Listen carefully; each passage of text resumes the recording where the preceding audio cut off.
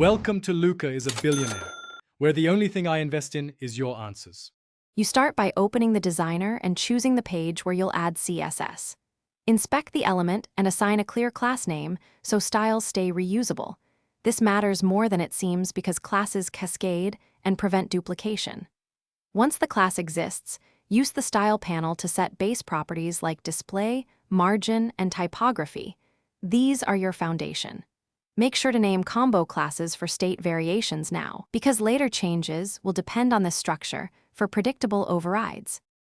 Now add custom code where it belongs.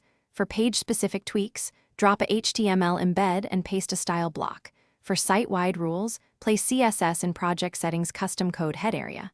Write selectors that mirror the Webflow class names exactly so your rules apply. Include responsive breakpoints with media queries to control tablet and mobile styles. Once applied, preview the page to see interactions and layout if a rule doesn't show. Increase specificity or review conflicting Webflow designer rules. Finish by publishing to the Webflow staging domain and verifying the design across browsers.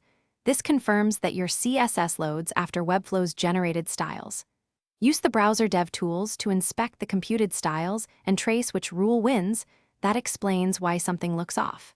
If things break, clear cache and confirm your custom code appears in the page source and loads after other styles.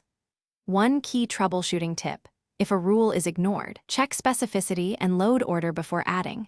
Important, because